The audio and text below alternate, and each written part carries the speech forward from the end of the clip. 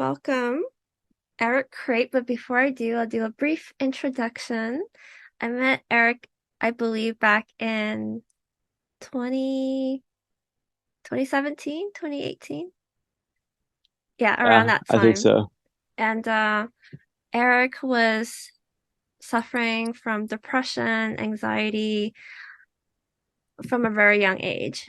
He has been on different medications for his depression, even on schizophrenia, drugs for schizophrenia, and his parents put him in mental hospitals twice and experienced 50 electro electroshocked. The it's a type of tech it's a type of therapy where if you're depressed or have you don't have control, then you can ask for that and they shock your brain. And Eric has done that more than 50 times. So years and years of antidepressants, psychotropic drugs, getting shocked more than 50 times, depression, anxiety, and you name it. He's experienced it, and I worked with Eric's worked with me 7-stepping, 5-stepping for a couple years, and I know it helped. It helped, but I was reading him. I'm like, there's more. We gotta do more. There's something else going on, right, Eric? And I'm like, there's something going on. And at that time, I met Derek, well, I've known about Derek's work for a while, but I finally met him in person. And Derek Howell, his dad invented NCR, neurocranial realignment. And I said, okay, Eric, this is it. Like, you got to go there and get this done. Eric's going to go over hardware and software. If you've been if you've been experiencing depression or feelings you can't control, um, I know that when I got this done, that my productivity level went up. And it's been easier for me to bounce back with buoyancy, my thoughts. Like I won't get stuck in a negative emotion for a long time. I know that the 7 steps work.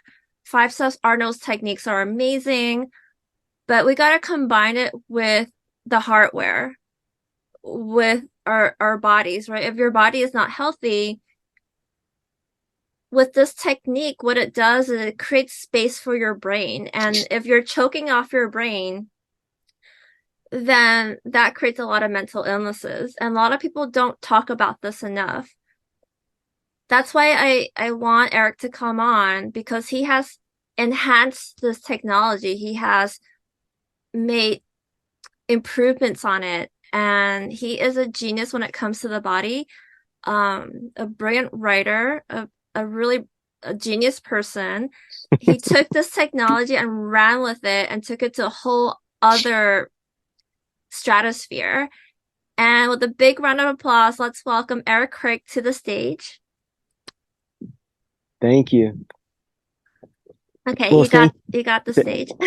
thank you for having me. Just so I can not interrupt the class too much, how long do you want me to talk for roughly? About 20 minutes. 20 minutes. Okay, cool. All right. Well, hello everybody. I can't see anybody, so I don't know how many people there are, but thank you for being here. Thank you, Merritt, for having me. Merritt has helped me tremendously, and I'm sure she's helping all of you in your own unique ways. But yeah, like Merritt kind of briefly said, I'm going to talk about the physical aspects or the hardware of your nervous system, and more specifically your brain, because you guys are working on the software and reprogramming the software and tapping into this is a psychic class, correct? Of course. Yes, Just so I yes. can relate it properly. Okay. So yeah, so we're talking about the hardware, and then we're also going to talk about how it can enhance your psychic abilities. And some of the stuff that I'm going to say, I realize may sound kind of out there, and that's because it hasn't been talked about, and it's stuff that I'm receiving and downloading in real time. But the ways that it can enhance your psychic abilities is that we all receive light. All information comes in light waves and frequencies from the stars and from the planets, and that's the foundation of astrology. But your antenna, which is your brain, it has to be able to receive these light activations that you're receiving from the stars. And the best way to receive that to your brain, because your skull is quite thick and dense and it doesn't allow much frequency through it, but the codes come in through the sutures of the skull. So I don't know if you guys can see, your skull is not one solid bone. You actually have 22 bones of your skull in your face. And these suture lines have small openings. So I think everybody can probably see that.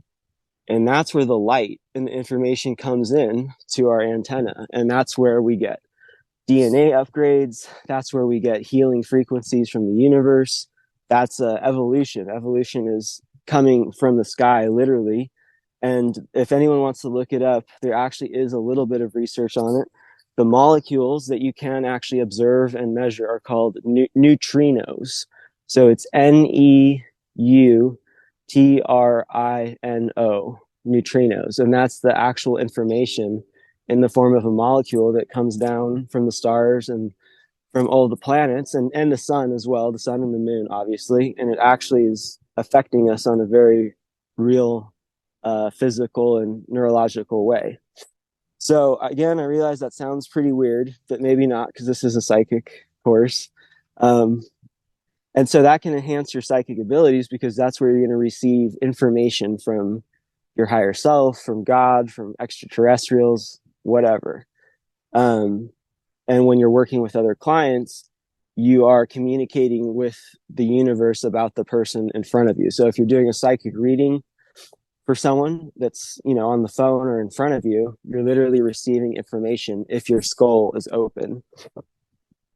The Egyptians were really obsessed with skull size and they were very intuitive and into a lot of esoteric stuff. And they would actually drill holes into the frontal plate right here to allow more light information in. That's, you obviously don't have to do that. That would be an extreme of what we're talking about. But the work that I do, essentially, in just kind of in layman's terms, is we're trying to open up all of these sutures so that your skull can receive that information, as well as just on a more normal biological level, so it can breathe. Because there's a slight expansion with every inhale, and then it contracts and it squeezes, and that's your lymphatic, or your glymphatic with a G, lymphatic pump, and that's what pumps all of your cerebral spinal fluid up here, but also all the way down your spine. So up and down is how you get like all of that kundalini energy, uh, prana, all of it is because of that cerebral spinal fluid going up and down your spine. Um, what else? I guess we're going to talk about the how.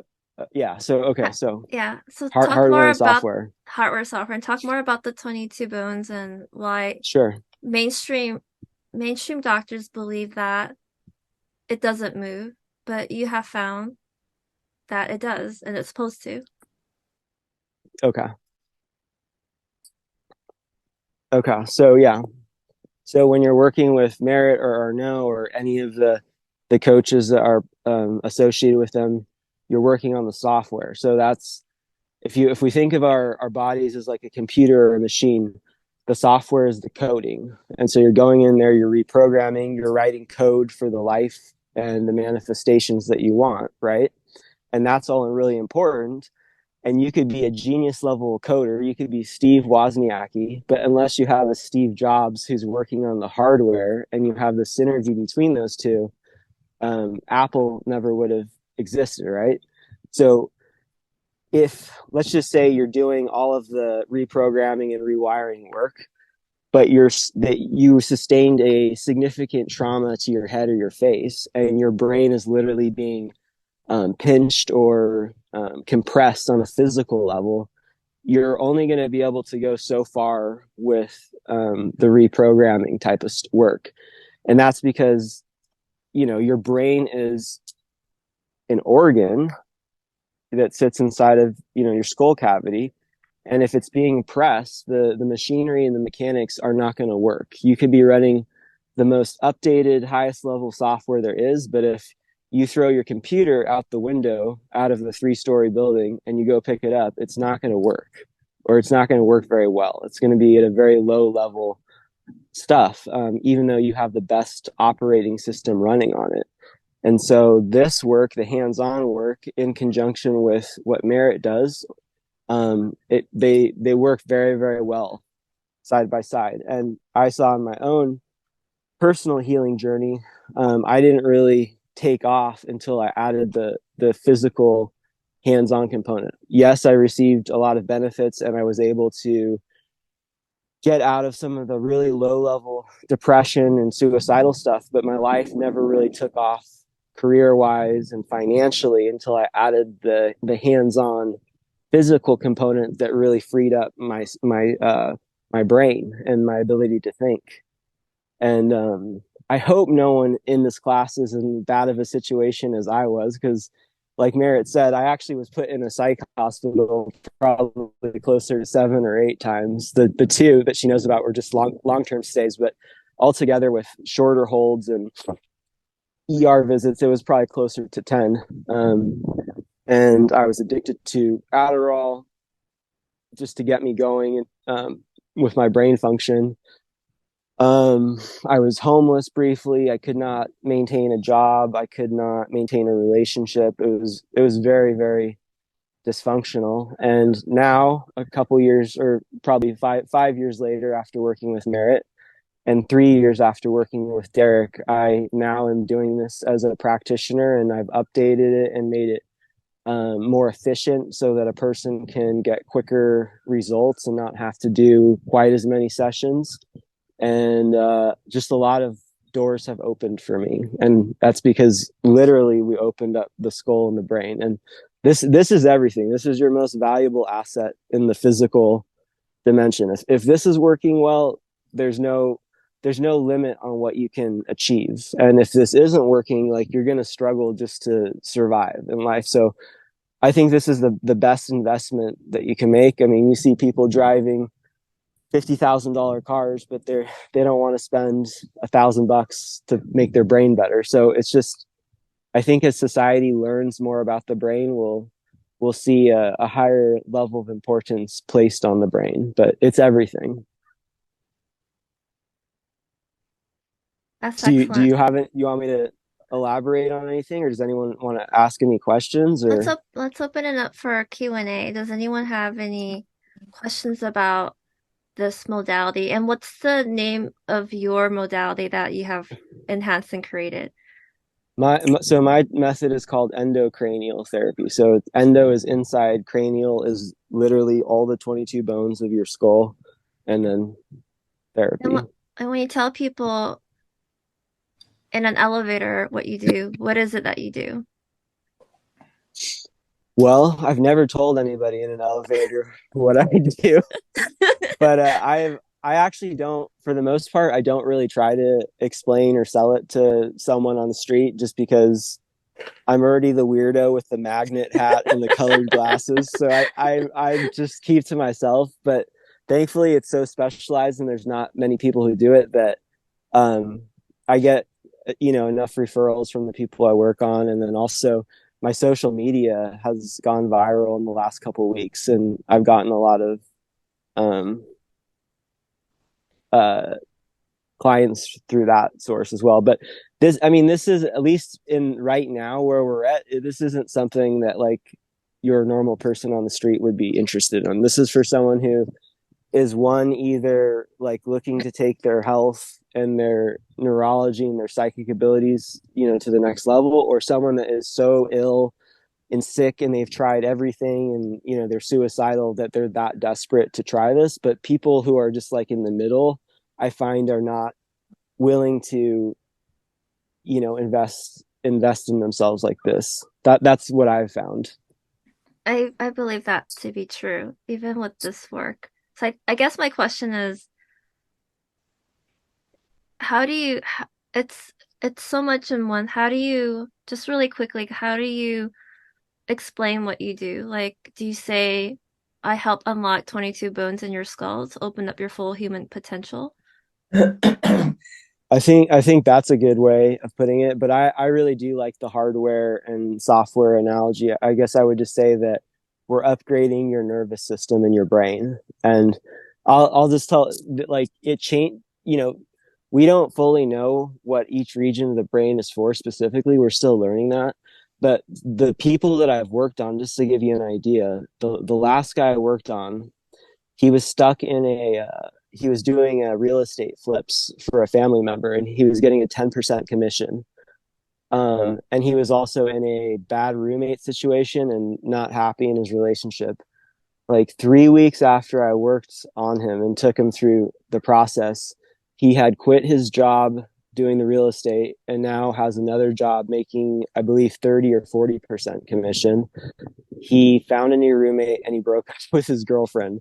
So when we start bringing on online parts of our brain that were shut down either through emotional trauma, and I'll talk about that, how that works too, or literal physical impact, you just begin thinking in a different way, um, that you hadn't been before. And that's why a lot of abusers, they will beat their victims in the head because they're literally trying to shut down your critical thinking capacity, because that's how you get a woman to stay in an abusive relationship. If she's no longer able to think critically, she'll stay with the guy who's beating her. um, Things of that nature. People use abuse to try to keep you stuck, but this is what allows a victim to get out of victim mentality when you can think critically. And then also, when you got your x-rays done, they said your nasal passages are the widest that they've seen. When I got my x-ray done, the doctor was like, "Whoa, your nasal passages are so narrow." And it's like how, and it made me realize like I guess I'm really not breathing. So how does widening up your nasal passages help someone? Yeah, so I had to go to the dentist and they took x-rays for a possible cavitation, and she saw how open it was, and that opened the door for a conversation. But yes, so if you think of your breath as your gas and your energy intake, because that's what it is, and in the East they call it pranayama, is your breathing. The more oxygen or pranayama you can take into your system, the more efficiently your vehicle is going to run, the more energy your car is going to be able to take you with your goals. You'll be able to work longer. You won't need to sleep as much. I had sleep apnea and I had to sleep with the Darth Vader mask, and it was obstructive and central. So it was the nervous system, but also the bones were collapsed in, and I was able to resolve that and no longer sleep with a sleep mask. But your breath is everything. It's you can't make ATP in your cells without the proper oxygen intake. You can't really alkalize your body efficiently without deep breathing and lots of oxygen. So it's working on a lot of levels. Also, when you're with processed food and negative emotions and just a lot of things we've gone through in life or car accidents, our bones are concaved. If you look at classroom photos from 50, 70, 100 years ago, the people who are in their teens in college had prominent features, more prominent jawlines, cheekbones were out. But if you look at classroom photos nowadays, we don't have the same cheekbones, we don't have the same jawline, and the bones here are now compressing against our glands. We have pituitary gland, pineal gland. And what happens when you do this type of work, when you pull the bones out again, your gland starts to work, your pineal glands work, your pituitary glands work. And I can't say enough about this. And I am so happy that Eric, that you were coachable, that you trusted me, that I'm like, I this is the missing piece. Go get it, right? And look at you. You've totally upgraded it. Like you've made it so much better. Let's go for Q&A, Cassandra, and then Joanne. Hey Eric. Yeah, it's an Hello. amazing story, and the work sounds really fascinating. It kind of seems like it's kind of similar to cranial sacral, but it sounds like it's also different. Cranial sacral therapy, like because it also works on the sutures and the cerebral spinal. But I'm curious, have you worked with anyone who is like has like serious bipolar, schizoaffective tendencies to psychosis, who might be on psychiatric meds, or does someone have to be off all that stuff before they can do that kind of work with you? Sure. Yeah. So I guess let me answer the first part, the differences, because we didn't even actually specifically talk about the differences between cranial sacral. So this is like cranial sacral from inside the skull. So a deflated balloon actually goes into the sinus cavities, and based off the shape of the skull that I assess, I go in at different depths, different angles. I use different size balloons, different strength balloons, and then we inflate the balloon, and the expansion which takes place right in this cavity. I took out the cartilage just to illustrate, but the expansion will place torque on the sphenoid bone right here, Got and your it. pituitary glands right here. Yeah. So it's like cranial sacral from inside the face, and as Cool. opposed to outside. Instead of doing because I do cranial sacral, so I know a bit the basics of that's super cool. I love that. Sphenoid bone activation is like a big thing. And I also teach Kundalini yoga. So like, yeah, the pituitary gland, pineal gland, you gotta have that shit moving, or it has to be like moving. But I'm super curious about the psychiatric application of someone has extreme psychiatric issues. Like, how can it help them? And Sure. have you worked with anyone like that? Well, the first person that I worked with bipolar was myself. Yeah. When I started doing this, I was off of my meds already, but I was still having episodes, and I've pretty much resolved that. I mean, I will get mildly manic like on full moons and stuff, which Okay. we just had, but for the most part, I don't really have any symptoms of that. If you I have recognize your symptoms, you're able to like address it. Like you've gotten to a place where you're in control. Able to be responsible for what you're going through. Well, with bipolar, there's usually damage in the frontal lobes in the front here, and that's where I had my head trauma, is right to the left prefrontal cortex, and that's all self-control and Yeah. impulse control. So if that part of the brain is shut down, a Yeah. person is going to experience emotions without any like internal counselor. That's the prefrontal cortex saying, Right. Well, yeah. And if they do MRIs on someone with like a mental health disorder, you can see that the frontal lobe is not developed, or it'll be like flatter. So yeah. yes. So by doing the balloon, you're doing the balloons and stuff, but there must be other techniques too, because somehow, how are you getting the frontal lobe to develop just by changing the pressures and getting the fluids moving? Like what? I'm Well, super I curious about this. Sounds so fascinating. Yeah, and for anyone who is interested, if you leave your email address with Merit, I'll send you a packet with my brain scans, and you can actually see my brain regrew. Cool. But for the as far as the or I'm sorry, can you just repeat what you specifically asked? I just want to Okay. make sure I I address have it. a son he's been hospital. He spent most of his 20s in psychiatric, like in forensic psychiatric.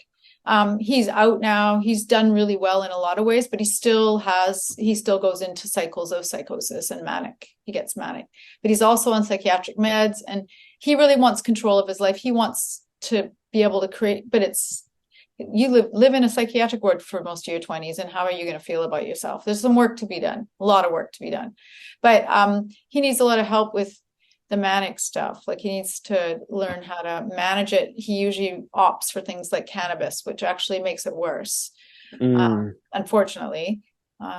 So there's still a lot of work to be done, but I'm just wondering how this could apply, how this could help him. It's possible that this could be really a good therapy for him. I'm just always looking at different options. okay. Yeah, so as of right now, I have not worked on someone that's in like a kind of still in an unstable state Mhm. like that. Um, I have been exposed to people like that by their families. Their family wanted them to do it, and they just didn't want to do it. They have to be ready, don't they? They have to Yeah, be on board for it. So I totally get that. That's a yeah, really, because it's a fairly invasive thing, and if they don't want it, or their body doesn't want it and there's resistance, it could potentially hurt them. And so they really have to trust me, and they have to want it, and their body has to want it and be relaxed in order for it to work. But I think with someone that's in a state like that, it's really important that they have other tools like this stuff, and that they have the right supportive environment, because when you bring the brain back online, they actually might experience more negative emotions from all the repressed memories. Because if you think of your brain as like a hard drive that stores memories, it's Mm. shut down in almost a self-protective mechanism so that you don't have to live there. But when we bring that memory back online, they have to deal with it and process it. So if Yeah. you go and watch a lot of my videos that I have, and I'll share my Instagram, but you'll Yeah. see most of the people that I work on, they have a humongous emotional release immediately on the table, and they'll start crying like pretty Mhm. like a lot. Yeah. And so if a person's in a really kind of unstable state like that, I don't think they need to be off their meds, but they need to have like the right environment Mhm. to be able to process whatever it is that Yeah. comes up. And I think there are cycles where he is able, because he is working with some counseling, and he is, I think he will end up working more with different people, but right now it's just, him finding that comfort level of how far he can go, and then also managing the manic episodes when they come, learning to manage them better than he has. Like, he's doing better than he used to. He comes back on his own. Um, One time he was on living on the street, which was really extreme, last like months ago now, and he took a dose of psilocybin, and that reset him, and then he actually checked himself into the hospital, and then made a choice to get off the street and get out of the city. So he's made some good decisions of his own accord, but he's still not there yet. And I feel like, Yeah. yes, please, this is such great information. I can't even believe this is like a prayer Oh, answer. good. I'm glad. I'll say one more thing about bipolar and schizophrenia, because they're not exactly the same, but they're definitely in the same category. Schizoid Um, affective disorder isn't schizophrenia. It's actually more like bipolar with psychosis. Right. I mean, and at the end of the day, they're just terms, and they're both classified by, psychotic episodes. And even with bipolar, I would have, hallucinations and auditory hallucinations. I was never diagnosed with schizophrenia, but I had a lot of the symptoms.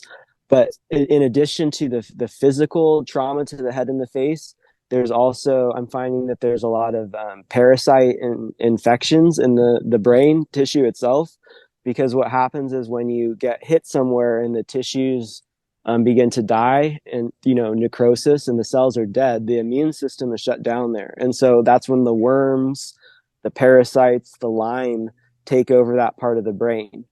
And so when we open it up, it allows all of that. Well, firstly, it allows the immune system to come online and begin dealing with the infections, and then it can drain out of the head. But most of the auditory and visual hallucinations are caused by the parasite itself. It's the thoughts and the feelings of the parasites themselves that you're experiencing. And when Right. people do stuff that's out of character, it's because it's not them. It's that the parasites are so intelligent, they actually know how to take over the brain and the Well, like nervous system. candida can take over your body and make you eat the wrong foods and keep the cycles going. Yeah, it's crazy. Amazing. This is like so fascinating. Okay, well, Merritt, thank you for bringing Eric. Yes, yes. I Thank knew you. that I needed to bring Eric on to get the complete. I'm always looking for, how do we increase our energies and get better? Mhm. I know Do it's you, already 12:32, so those that need to go, the rest of it's going to be recorded and we won't be offended if you need to go. But Eric, can you stay for a few more minutes? We have three more questions. of course, and Cassandra, and to anyone else, is it okay if they put their email in the chat and I'll Yes. write it down? Okay. Uh-huh. Yep. Okay, cool. Okay, Joanne. Well, you answered some of the questions I had already, but I too sleep in the CPAP, and I have for over 20 years. So is it Wow. how, yeah, I'm ready to be done with it now. how long of a process is that to reverse that? So the breathing and sinus issues, that's more of a more superficial problem. And so that's something that I've found you can resolve more quickly. The deeper stuff with the brain issues and mental illness, that definitely takes much longer. But everybody's different. So I couldn't really tell you like how many times it would take, because your skull is like a Rubik's cube, and the way that it unwinds is going to be so different and unique for you than it would be for anyone else. It depends on all the other work that you're doing. It depends on the kind of diet that you're eating. There's a lot of factors. But with if you're like not overtly depressed and it's just more of a breathing issue, I would say that probably like maybe 7 to 8 sessions would get you off the CPAP. But again, that's just a rough estimate without knowing much about you. Yeah, and I understand that, and I won't hold you to that. Do So you know if it's central or obstructive or both? my understanding is it's obstructive, but I think Okay. I've had it so long, I don't know if there's a central component as well. Well, they go hand in hand, because if the nerve is compressed because of the obstruction, then you can't really separate them. But obstructive is usually quicker and easier to resolve than the central, because the central is more in the brain itself and it's deeper in the brain. Yeah, well, when I first was diagnosed, it was they called it obstructive apnea. So Okay. yeah. So yeah, I would guess, probably around 7 to 8. I do them in series of 3 consecutive days, because that gets the person more momentum as opposed to spreading them out. Because once we start to open up, the sutures, we have more momentum to continue moving them before they kind of reset and refuse. So when you do several days in a row, you get more bang for your buck than if you did it like once a week or once a month. Okay, because I live in Hesperia, so I'd need to come down and stay for 3 days.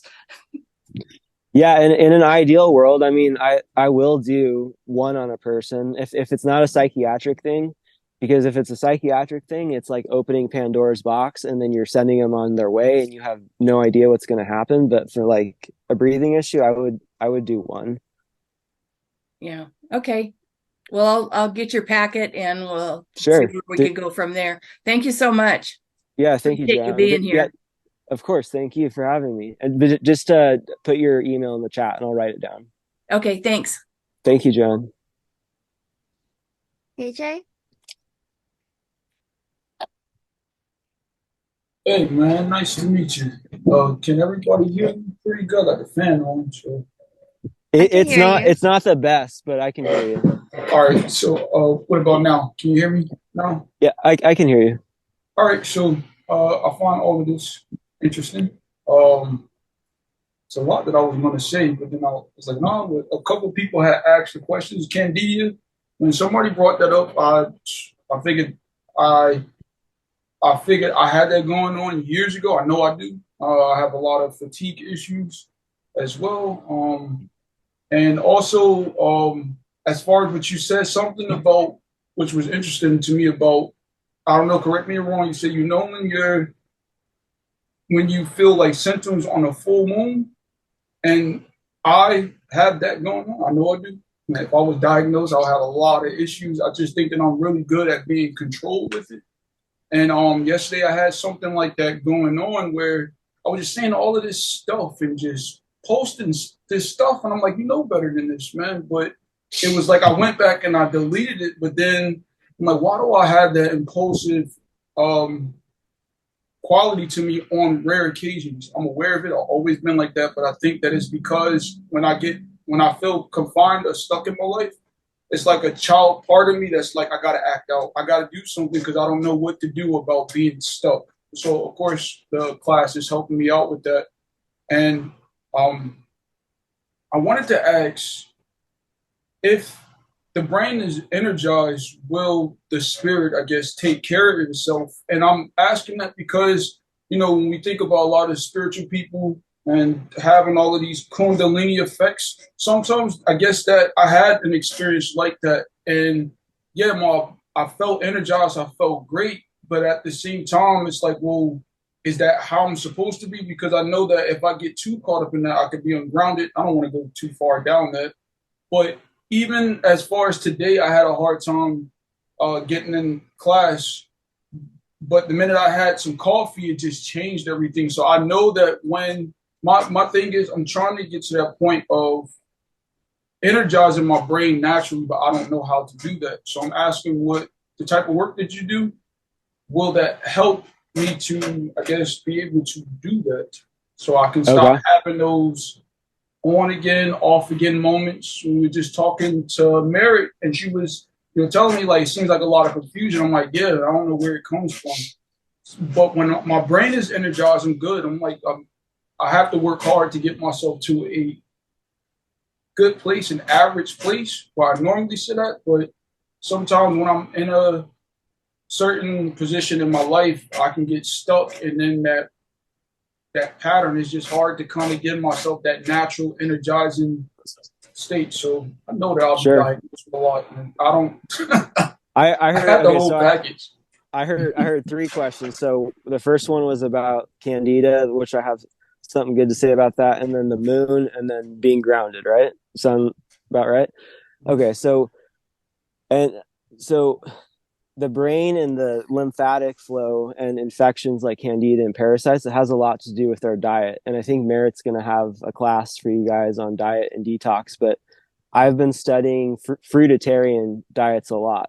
And for you specifically, KJ, if you'll allow me, if your ancestry is from Africa, you are not supposed to be eating meat and processed foods. That's all European, northern climate stuff. I mean, we're not, white people aren't supposed to be eating it either, but especially if your DNA is from sub-Saharan Africa, you're supposed to be eating fruits.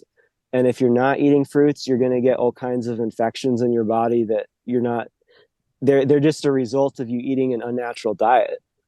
But I did a 3 month, 80% fruit diet because I had a surgery and I wanted to prepare my body for the surgery. My skin cleared up. I got like a fresh layer of skin on my back that was covered in scars. All my sinuses, my ears, everything drained. I had worms and parasites coming out of me. It's crazy. We're really meant to be eating primarily fruit. I realize that most people will never be able to eat 100%, but you should be eating like 70-80% of your diet as fruit. And that will resolve the Candida, or it'll at least get you on the right track. And Dr. Robert Morse is really, really good. If you want to write that down. I mean, Dr. Sebi and Dr. Morse are probably my two big fruit guys. And I think, Merritt, you're going to do a class on a fruit detox, right?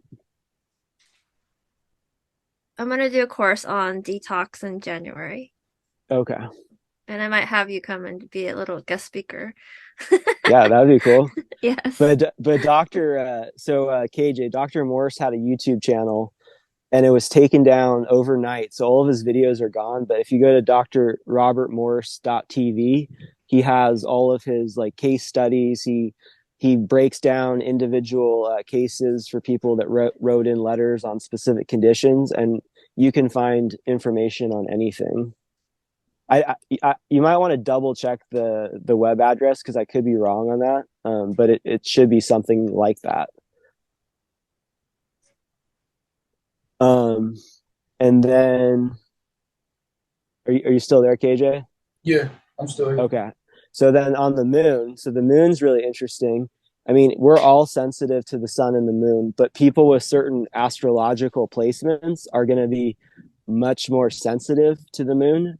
And I don't know if Merritt's talked about this, but the moon is a very psychic planet. I mean, we could do a whole podcast just on the moon, but so for myself, if you do your astrological chart, you'd want to find out what your moon sign is. For me, my moon sign is Cancer, and Cancer is the moon. So I'm as sensitive as you can be to the moon. But you probably have some type of water sign in your moon I have placement. moon in the first house at the energetic degree, Libra and Scorpio.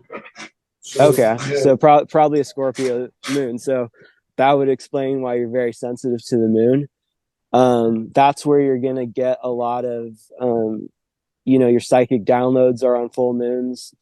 The end of a karmic cycle. So for the last 30 days, the full moon brings that to fruition. So all the seeds that you've been sowing in your life for the last month, it like boom, it hits you on that full moon, and you get to see in real time what you've been creating, good or bad. So that's one reason why you feel it so strongly, is it's either going to be a time of something really good or something really kind of negative. And so that's on the more esoteric level. On the physical level, on the full moon, that's when parasite eggs hatch, because their life cycles are in conjunction with the moon. And so if you have like a parasitic infection in your brain, all the baby larvae are going to be hatching from their eggs on the full moon, and that's going to wreak havoc in your nervous system. And kind of like we talked about before with the fruit diet, the fruit will gently begin removing those parasites from your body. Now, is it For some, all fruit? All fruit, um, or is it? berries. Dr. Moore says that berries and melons are the best types of fruits for human beings. So like cantaloupes, watermelon, grapes. Grapes are probably the best for your kidneys and detoxing the body. And the fruit is very different than doing a lot of the cleanses with herbs and stuff, because it's natural and it has fiber, so you're hydrating yourself, and you also have the fiber to help remove the parasitic bodies from your system. And one of the things that he talks about to see if your kidneys are filtering, you can pee in a glass jar and hold it up to the light, and you should be able to see like a cloudy sediment at the bottom. And that's your kidneys filtering out the metabolic waste from your body. If your pee is clear, your kidneys are not filtering your lymphatic system, and that's a problem. But fruit is the best food for your lymphatic system. The cooked foods and animal proteins, they really destroy your lymphatic system over time. And then I guess this will lead into the third one you're talking about, the grounding. Yeah, so for you on full moons, grounding is super important. Like the last 3 nights, I was doing hot water and then ice baths. I would do 3 cycles every night because I cannot calm down on full moons. I can't sleep. So I'm in the ice bath, and then I'm going into hot water, and I'm bouncing back and forth to try to ground my nervous system, back into my body. Just because it's so intense for me. So I don't know, where you live, if you can go walk barefoot on the grass, or you can go do some yoga, or the ice bath is really the best in my experience, because it forces you to focus and to be just in your body and centered. And you're also saying that ice baths are more a detoxifier than hot saunas. They both are, but the cold, it squeezes and contracts your muscles, so it moves the lymph when it contracts. So like if I go pee after an ice bath, I'll have more sediment in my pee, and that's because everything is getting squeezed out through the kidneys. Now, ice bath, is that like filled up with ice cold water or ice in the Yeah. water? Like, oh, I Yeah. don't know if I'll be able to do that. Yeah. Well, if you I don't know, so again, this all comes like understanding your ancestry is really important. So like I come from the cold, Northern Europe, so I like the cold. You probably would like the heat more because it's in your DNA to be in the sun and sweating. So if you can get in a sauna, that may really help ground you during full moons. It's something you kind of have to experiment with and see what works for you, because everyone's going to be a little bit different. And then what was the third thing that you said? I think it was, I don't know. I think that was probably it. I think it was about energizing the brain. So I don't Oh, know, like, as far as what techniques, I don't know if you did explain. I'm hard headed, so you missed it. But what is it that you actually do? If you can give like an example of how sure. do you open up the brain, I guess, for school. Well, I have a lot of videos on my Instagram if you want to see videos of me working with clients, and maybe I'll put that in the chat when I'm done. But basically, if you came in and did a session, I'm working on your whole body, but the primary focus is your upper cervical of your spine and your face and your skull. And so I'm working on the plates. I'm manually pushing the plates, which is kind of cranial sacral, to line everything up. And then once everything's lined up, I use the balloons inside of the sinus cavities in different alignments and different directions for the person. And the balloon actually inflates in here, and then it actually expands and decompresses the skull.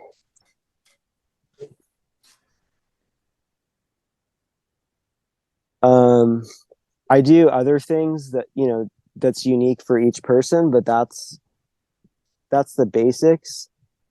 I've been blowing a plant medicine up the sinuses after the balloons called rape, and that goes really well hand in hand with this because the rape will help pull mucus and infections out of the sinuses and the face, and it also has a pretty nice stimulatory and grounding effect on the person after this. And that might be something that you want to look into for energizing the brain is hape or rape, which is like Mother Nature's all natural cocaine without any negative come down. It is, though. It is. I mean, it's something that I can do once a day, and I don't have the desire to abuse it or do it all day long. I just put a little bit up my nose, and it's comes from a nicotine tobacco based plant, and it's a powder, and it burns like hell. But that burning is stimulating all the nerves in your face and your brain, and so it's really turning on and activating your brain.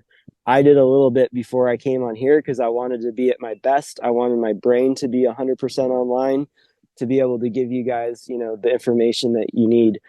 So that's now, I'm gonna check that out because I don't want to take up too much time for the next person to ask a question. Now, I have somebody. I think it was Cassandra. She was talking about her son, and she said psilocybin. Correct me if I'm wrong. I thought that's what I heard, but I have been experiencing with that for a while, and I had at least 3 trips, not having more than 2 grams, and it has been good and it has been therapeutic to me. But I was talking to a friend of mine yesterday, and I was like, I just feel disconnected with my job. And he's like, are you sure it wasn't because of the shrooms? I'm like, no, but it did kind of reveal like a certain part of me. So I have been microdosing at least every day. Today was the only day I haven't done it. And that's just like a little stem just to give me a boost. Is that good for what you're talking about as well, or is it not, or is it just dependent on the person? Well, Probably if you hate your job and you keep doing mushrooms, eventually you're going to quit your job and go do what you love to do. I have a friend who's a computer programmer, and he makes a ton of money, but deep down he doesn't really like it. He won't admit that. And I gave him his first mushroom trip, and we went on a hike. And a couple of days later, he's like, I realized that I don't really like my job and all of this, but he's making too much money to walk away from it. And so he doesn't ever want to do mushrooms again because it's opening his eyes up to that maybe he has a higher purpose in life. So right. Mushrooms and plant medicine in general are like a double-edged sword in that if you don't want to change your circumstances, you shouldn't do them because your eyes are gonna be opened up on your gifts and why you're here and what you want to do. And if you're in a situation where you're unable or unwilling to make a change, you're going to be in conflict with yourself. So I would say, if you're going to do them, be ready to make some changes in your life, whether that's, maybe leaving your job to pursue what you really want to do, or leaving a relationship, or, going and traveling the world. Who knows? It's going to be different for each person. But that's what they're there for. It's a medicine to open your eyes and teach you about yourself. Right.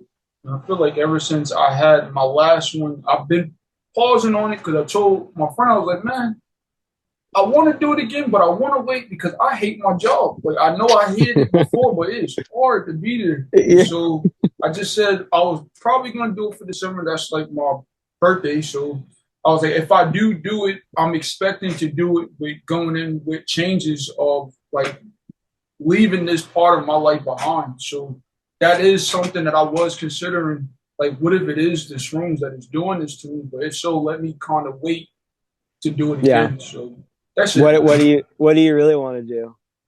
As far as my job, the changes that I want to make. Uh-huh. Oh, I do want to make changes. That's why like I want to do it, but I'm at a point where I'm like I'm telling everybody I can't do this anymore. Like I Right, but want to be finished. what's your dream job or career that you want to do? Oh, to work with people, to coach, to Okay. yeah, to do the healer route. I do like that, but the money is what's keeping me, confined to the unfulfilling job. So yeah, Yeah. Well, it's tough because the universe will respond and reward sacrifice. I mean, I lived on the road, lived out of my car for like a year and a half, traveling the country, going to wherever there was work. And there was plenty of times where I worked for very little and was really underpaid, and I just did it to make the contacts and to get the hands-on experience. And eventually after doing that for several years, now it's paying off. Now the clients that are paying me the full price are coming in. So sometimes you just have to kind of bite the bullet and be poor for a little bit and just take the leap. You'll be for if you're able to heal people, you'll always have a roof over your head and food to eat, and then in a couple of years you'll have more than enough. but That's been my experience. But being able to help people with their health is such a valuable skill. You'll never be on the streets and you'll never go hungry. There will always be someone who needs your services and willing to give you a room or give you a meal to help you help them. right. I appreciate the information. Thank you, man. Of I course, thank will you. reach out to you on your Instagram as well. So Yeah, thank do you. you want to put your email address in the chat? Yeah, I did. I don't know. Maybe I Oh, okay. probably spelled it wrong. Let me see. No, you're I good. thought I I haven't did. checked them yet.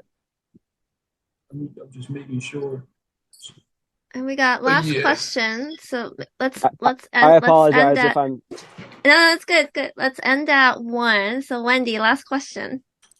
Um, yeah, actually, I actually got a lot of things answered just listening to you talk. Can you hear me okay? I can Okay. hear you. Yeah, and so I just had a couple of quick questions. I was just curious if you've worked on anybody with thyroid issues, if you've had any experience, like if it's made a difference to them. Sure. So the thyroid is the endocrine gland downstream from the pituitary. So it's the next one down the spine. So the balloons will not directly impact the thyroid, but they directly impact the pituitary. The pituitary communicates with the thyroid. So when we turn this on and get this working, this down here in the throat begins working as a result. Because the pituitary gland is the master hormone. Right. It's the feminine. The pineal gland is the masculine, and the pituitary gland is the feminine. And so the feminine pituitary gland feeds and nurtures all the other endocrine glands going down the body. So if this isn't working, this won't work. Your adrenals won't work. Your pancreas won't work. I've had two women who hadn't had their periods in years, and after one session, they got their period again. Oh, interesting. Yeah, that's really cool. And then the other thing I was just curious about, like if someone has like TMJ, you know, like jaw issues and stuff, like are you able to correct that? So the jaw is probably one of the least affected bones from this work. Just I don't know if you can see, it is connected to the skull, but it's very it's very minimal in how it's connected. This work goes well hand in hand with a certain form of orthodontics, the palate expander. And Uh-huh. I forget if Merritt's done that or not, but I work, I'm only I'm doing it right now. It's okay. I'm using something called the Elf device. And Okay. yeah, I'm pairing this work with what Eric's doing. Yeah. Okay. Yeah. So if you have a problem in your jaw, you would want to go and see a dentist or an orthodontist who does the palate extender in here. Uh-huh. But if the cranial bones are too compressed, you're not going to be able to open these up. So they go very hand in hand together, but they are kind of separate systems. I don't know if you can see on the top palate is actually Uh-huh. split. So this one is really easy to open up with a spacer because it's Uh-huh. actually two separate bones with soft cartilage in the middle. Uh-huh. Um, but we don't really influence the jaw as much as the rest of the skull. If I'm being completely honest with you. Yeah. Okay. I was just curious because I just thought, like usually if other stuff is lined up, then everything, like it kind of follows down. Yeah. Absolutely. Yeah. Okay. Yeah. That's really interesting. And so, how many, if you were, if you were, say, doing, want to do some work, like on your, just opening up for thyroid issues, Uh-huh. how, does that take like quite a few sessions? Like I was just kind of curious, Sure. how many, how long it would take and type of thing. Well, you'll definitely feel the hormonal boost the very first time off the table. Like most people either get very tired or very energized and they want to go for like a walk or something. And that's because of all of the hormones, the cascading effect you're getting, starting with the pituitary gland.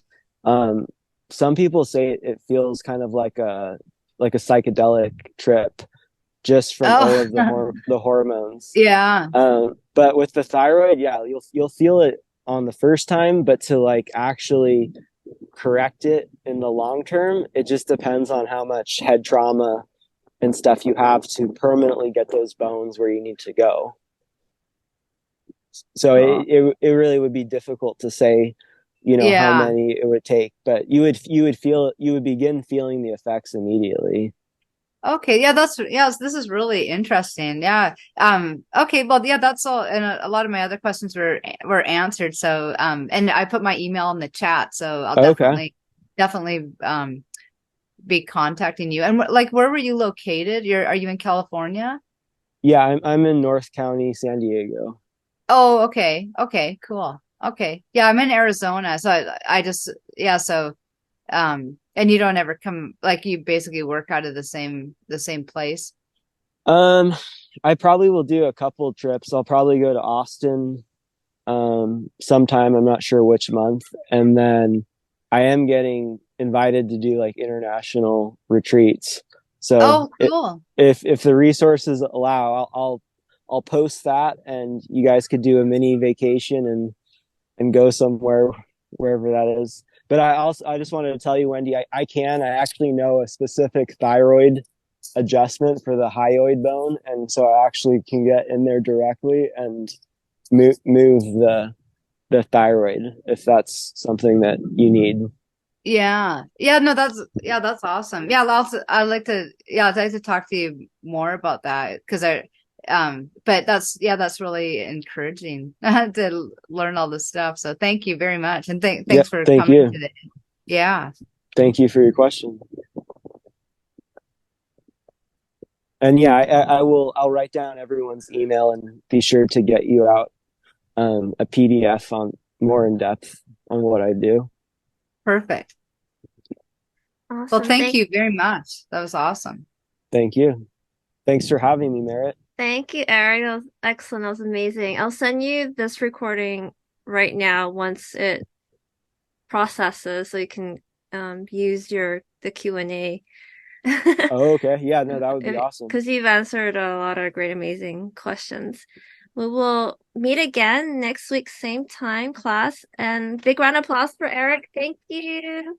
Oh, thank you, everybody. Is it all right if I stay in the room to write down Yeah. everyone's emails? Okay, Uh-huh. okay. I don't know if the class is over Wait, I or forgot not. to show them what the homework is, but you write down their Okay. emails and then I will show them what the assignment is this week. Oh, I don't. You don't have to wait for me. I think I can just go straight into the chat. I think you can. Yeah, Yeah, you I can. can. Okay. So the assignment this week is to meditate daily for 30 minutes minimum using all the psychic tools. Meet with your buddy. If you felt upset, angry, sad, triggered during the reading, and if you for not being able to read, 7 step with your buddy now that block or upset that you couldn't read. How does it make you feel that you couldn't get anything? How does it make you feel that you couldn't read? How does it make you feel that nothing came to you, right? So erase that upset. If you don't have any blocks to your clairvoyance, then 7 step an upset that you have in your life currently. And that's it for homework. There's no reading this week.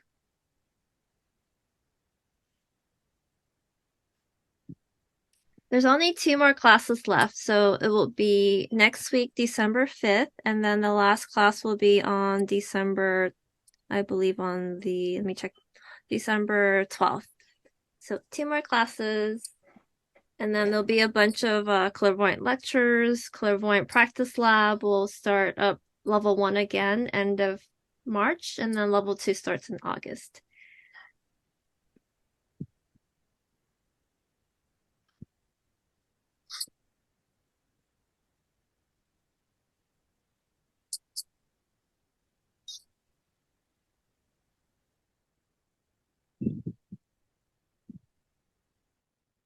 Thank you for staying after. I hope that was very educational. If you've been clearing for a while, you've been 7 stepping and things aren't shifting, I would definitely look into what Eric is doing. You gotta pair the hardware with the software because maybe there was a head injury. Maybe your parents dropped you on the head. That can easily happen. And maybe that is blocking that part of your brain from really processing. So you want to tackle these issues, mental stuff that's going on with you, software and hardware. Now I Oh, don't know. I'm sorry. I'm sorry.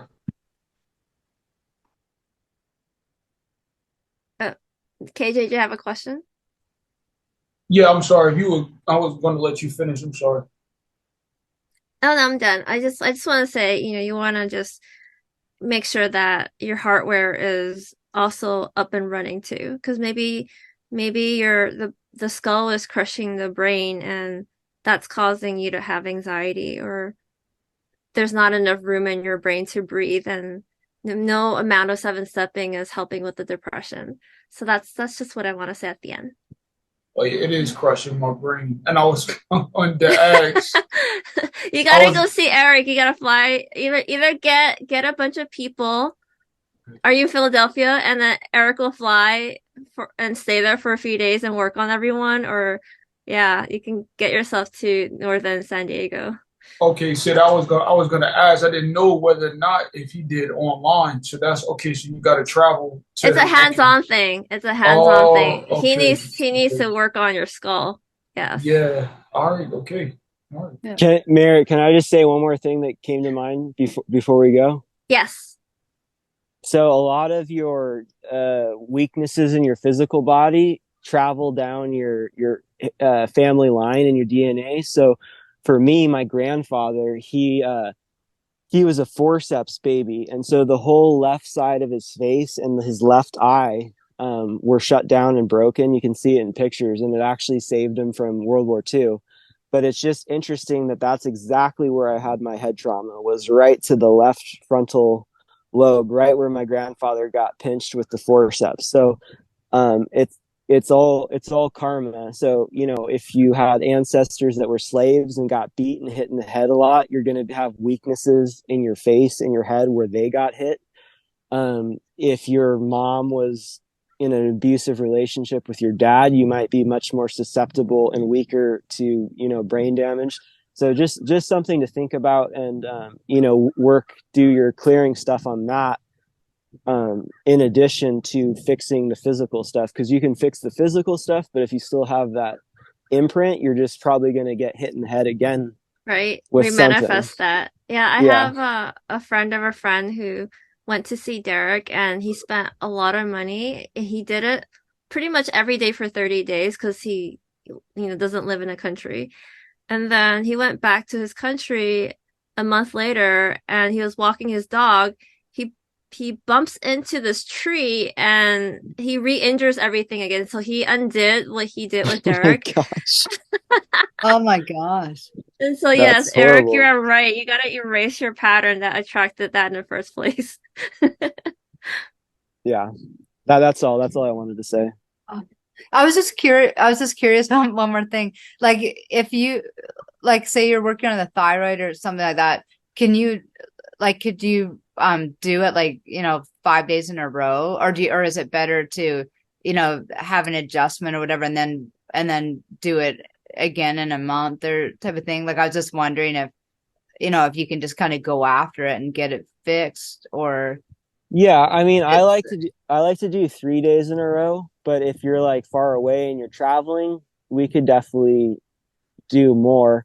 Like the gentleman that Merritt was mentioning who did 30 days in a row, I don't think that that's you're only going to get so much benefit because your body needs to do like 2 steps forward, 1 step back, and it integrates your progress. And then once you're good there, 3 steps forward, 1 step back, and integrate. If you just try to like, blast off and you don't allow your system to catch up, that's probably what happened with him.